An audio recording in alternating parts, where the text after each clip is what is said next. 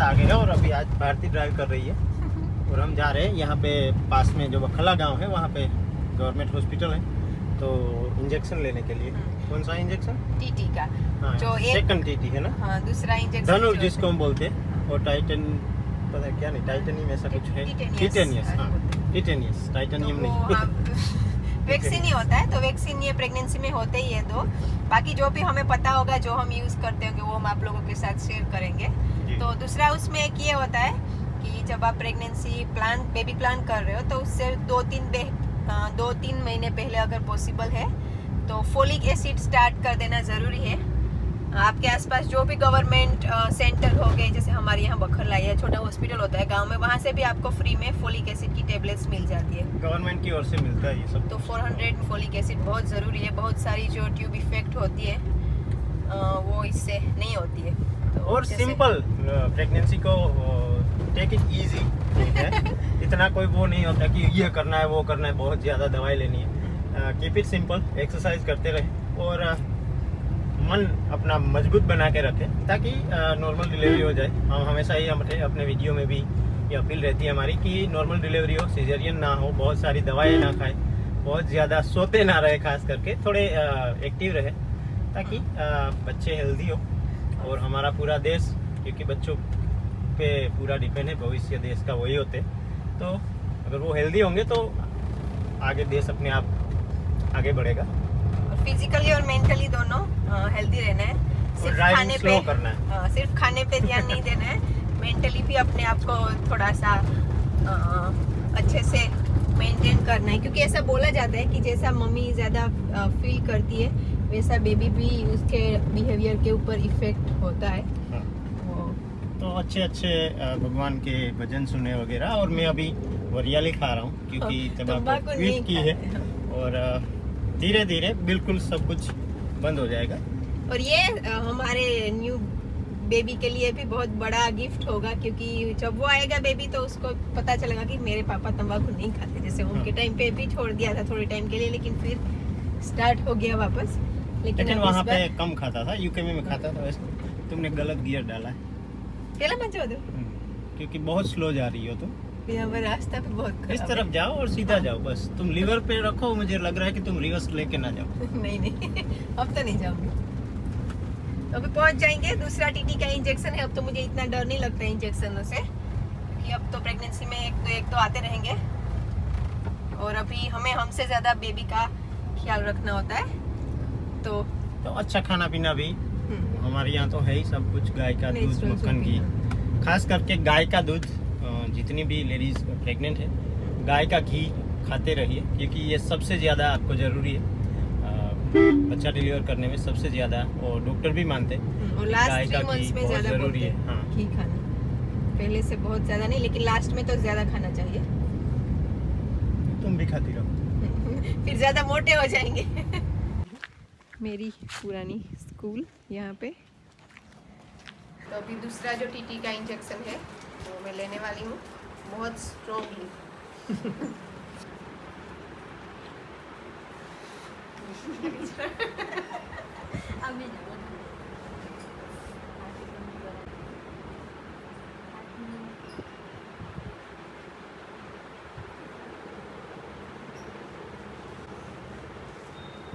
खाली भी कर दो आज मैं नहीं डरी।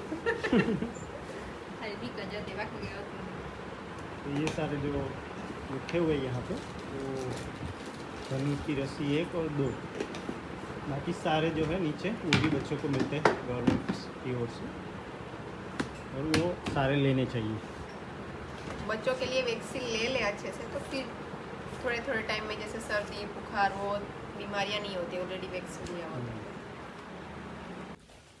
ये ना बहुत पुरानी हॉस्पिटल है। पहले क्या होता था, कुछ होता था ना स्कूल में तो दौड़ के सीधा सामने हॉस्पिटल है तो दौड़ के यहाँ पे आ जाते थे।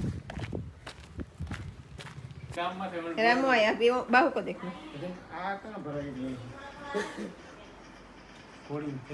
हाँ बोल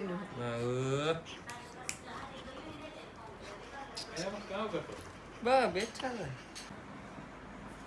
अभी किसको नहाने जाना है? हाँ, मुझे। ड्रेस और सब कुछ हो गया, लेकिन अभी अच्छे से होमवर्क भी करना है, ठीक है?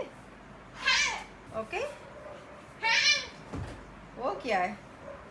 तो मैं एडिटिंग कर लूँ, थोड़ा सा बाकी है, तो फिर आज हमें इवनिंग में एक इवेंट में भी जाना है, तो फिर यस जल्दी रेडी हो जाते हैं। अभी सब कुछ काम बाकी है यहाँ का भी। ओह माय गॉड, ओम को नहाना है अभी, ये रेडी हो गया फिर से, पानी हो गया है स्टार्ट यहाँ पे। यस क्या, अभी पानी बहुत कम है। हाँ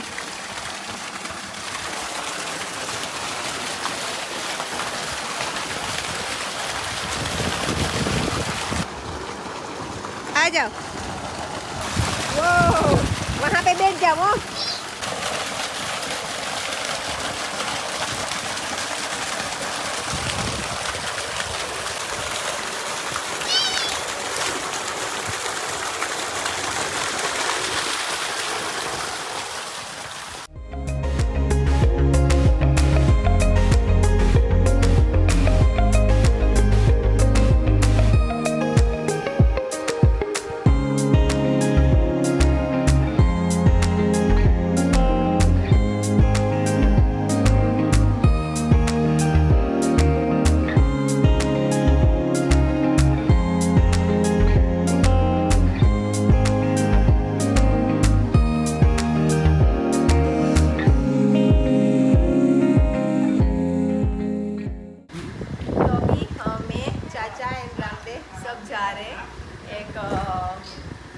फार्मिंग रिलेटेड ही कुछ है, इवेंट है वहाँ पे, तो वहाँ पे हम जा रहे हैं और वहाँ और भी लोग होंगे, तो देखते हैं अभी। तो गीगन अभी गाय का दूध निकालना बाकी है। ओके, तो गीगन निकालेगा गाय का दूध, ओम नहीं आ रहा है, तो अभी हम निकल रहे हैं।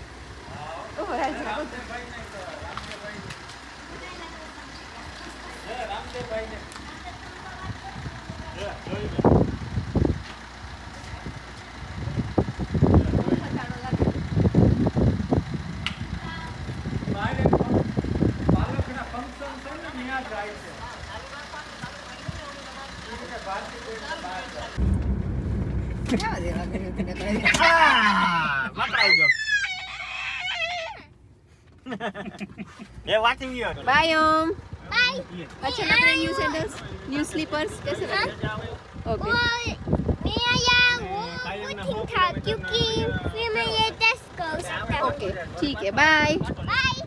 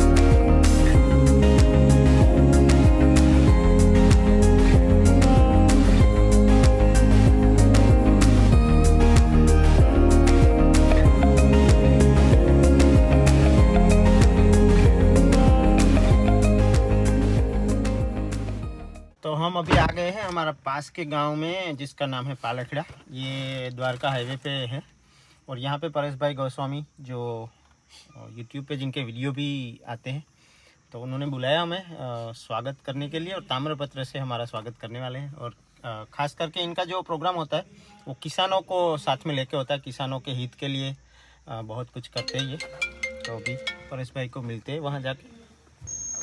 આવી જાઓ રામદેવભાઈ, સ્વાગત છે તમારું અમારા ગામમાં।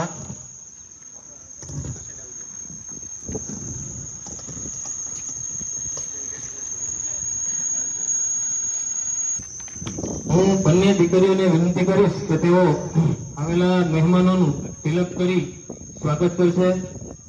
ગુરુબેન તથા બીજી બહેનો તાળીઓથી વધાવશો આપણે મહેમાનોને તેમજ દીકરીઓને।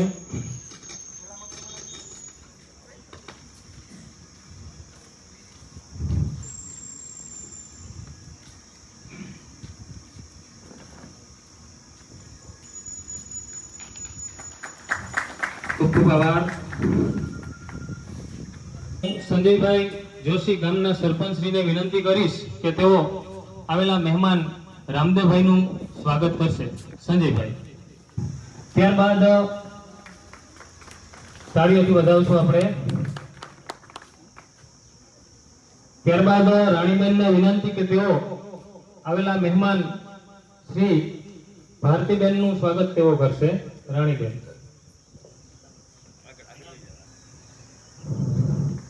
આભાર બેન.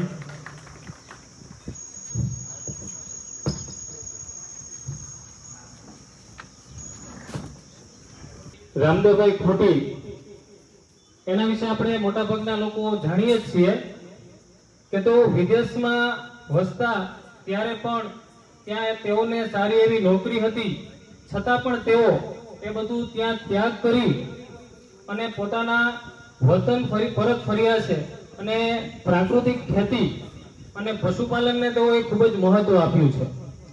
અને એમની જે ચેનલ છે, ટીવી કે યુટ્યુબ ચેનલ છે, એના મારફતે આપણે લોકો એનાથી પરિચિત પણ છીએ.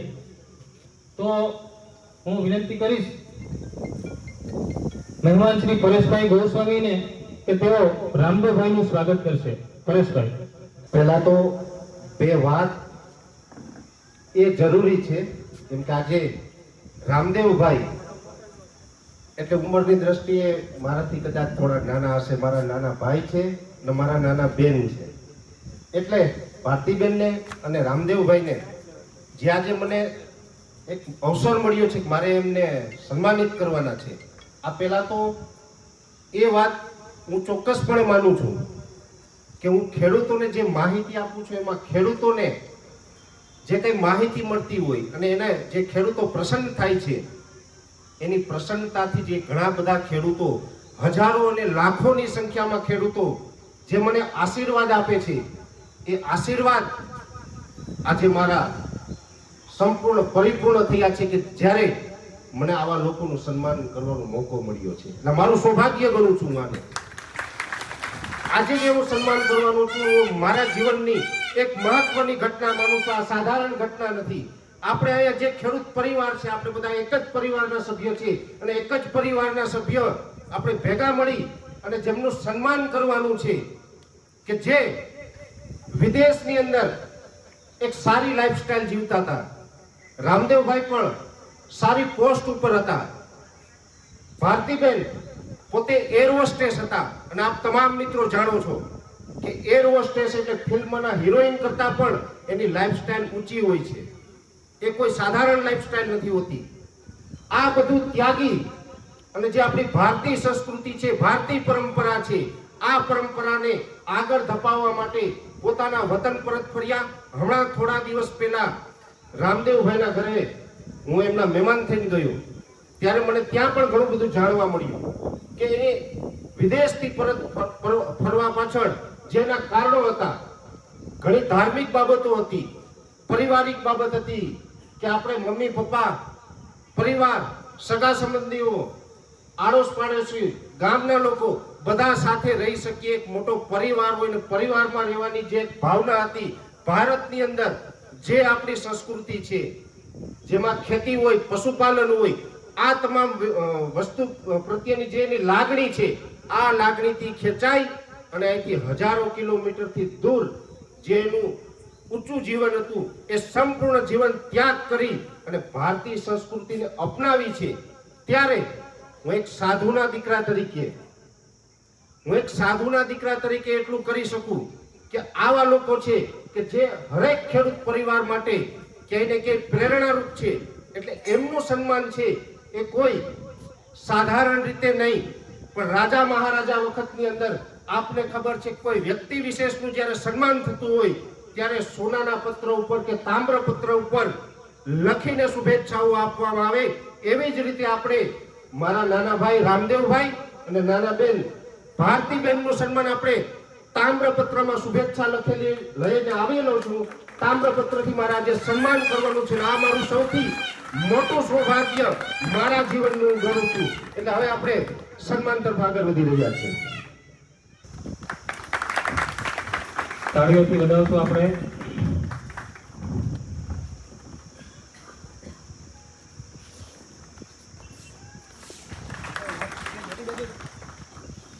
લક્ષ્મણભાઈ.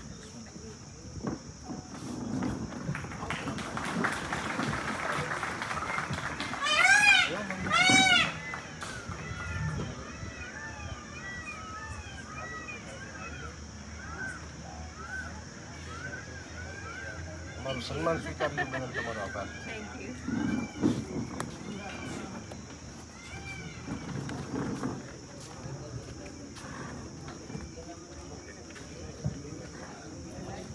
ચાલો, ત્યારબાદ હવે હું રામદેવભાઈને વિનંતી કરીશ કે તેઓ પોતાનું વક્તવ્ય આપે. રામદેવભાઈ. રામ રામ બધાયની. પેલા તો આપણી તો હાવ પાડોશી કહેવાય, પરેશભાઈ આ રીતે આપણા મહેમાન કહેવાય. અને મારું ગામ તો બેરણ જ છે. પાલખિયામાં તો હું આજ પહેલી વાર અહીં નીકળતા હોય ઘણી ફેરે. અને અહીં તો બધા લગભગ આમાં જાણીતા જ ભૂટકે થોડીક કીક ઓળખાણ કાઢીએ એટલે બધા ઓળખીતા જ હોય. અને ખેડૂત છે એટલે બધા એક જ ઘરના કહેવાય. અહીં હું ખેડૂતનો દીકરો હોય. અને પરેશભાઈ તો આગળ બહુ જાજુ કયું, હું ખેતી જ કરા. અને બહુ જાજી જમીન ને ઘણી બધા અમારે યુટ્યુબમાં વિડીયો જોતા હોય તો પૂછે કે ભાઈ કેટલીક જમીન છે તમારે, ને બહુ મોટી જમીન છે. બહુ મોટી જમીન ને આપણે બધા 10, 12, 15 વીઘા 20 વીઘા 25 વીઘાનો અટાણે માપ છે. પણ થોડુંક ઓર્ગેનિક ખેતી વિશે કહેવાનો વિચાર છે.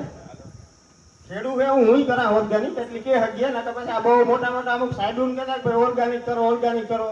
ખેતરમાં હાંજ સુધી આવીએ ત્યારે ખબર પડે કી ખેતી થાય, કી ઓર્ગેનિક થાય. પણ કરે હગીએ એવું હે, હું કરા 4 વર્ષથી એટલે થઈ જાય એવું હે.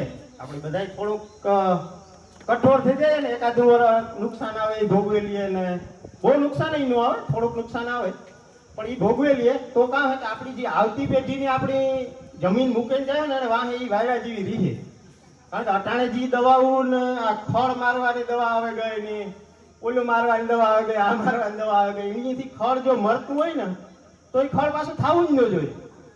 દવાવાળા કોઈ વેચતા હોય ને એવું કાંઈ ભાઈ મારે દવા છાંટવી, પણ તમારી જો ખડ મારવાની જ દવા હોય તો એની પાછું ખડ કોઈથી થવું જ ન જોઈએ ને કંઈ તો મરે કહું તો એ પાછું 6 મહિના પછી ક્યાંથી ઉગે.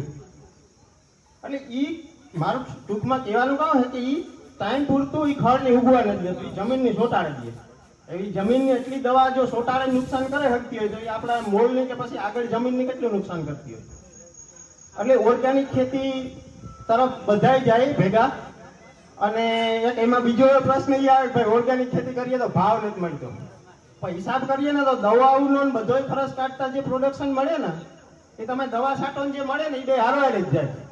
એટલે નોર્મલ ભાઈ ભલે ને જાય આપણો બધો પાક જે કંઈ ઘઉં માંડવી જે કંઈ વાવીએ, હું ઘઉં ને માંડવી બે આપણા જૂનામાં અમુક વડીલ બેઠા એ બાપાઓને બધાને ખબર છે પેલા ઘઉં ને માંડવી વવાતી. અને શીખવાનું જે અમિતા આપણે બધા નાના કહેવાય આ બધા પાસે જે પડ્યું ને એ સોપડીમાં ન હોય કંઈ. અને એ કરે ને ખેતી કરે ને એટલી ઉમેરી ભૂલ્યા એ તો પછી આપણે કોઈ ભણવામાં ને બીજા રસ્તા પકડવા માંડ્યા. વાડીનું ખેતર મૂકી દીધું કાંઈ વાં પછી 5,000-7,000 નોકરીમાં લાગવા માંડ્યા.